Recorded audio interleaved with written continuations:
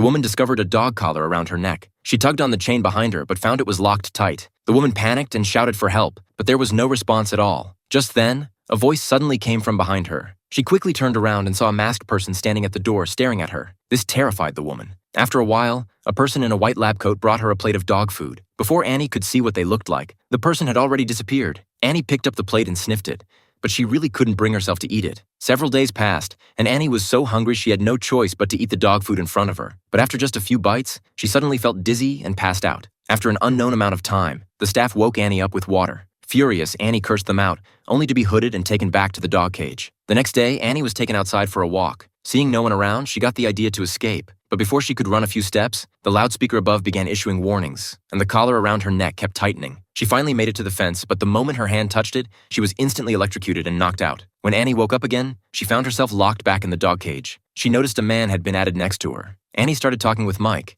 Annie detailed her experiences. Then, the staff brought another plate of dog food. Annie seemed to have gotten used to it and grabbed the food and started eating. Mike hurriedly warned Annie not to eat it because the food contained a special drug that would make a person lose their mind if they ate too much of it. But Annie didn't care at all, saying that only by filling her stomach could she figure out a way to escape. Mike, however, would rather starve to death than eat that dog food. The next day, Annie noticed that the distance between her and Mike seemed to have gotten a bit closer, making it much more convenient to chat. But just then, the staff again brought dog food to the two of them. As soon as they finished eating, they both started hallucinating and had a very strange dream.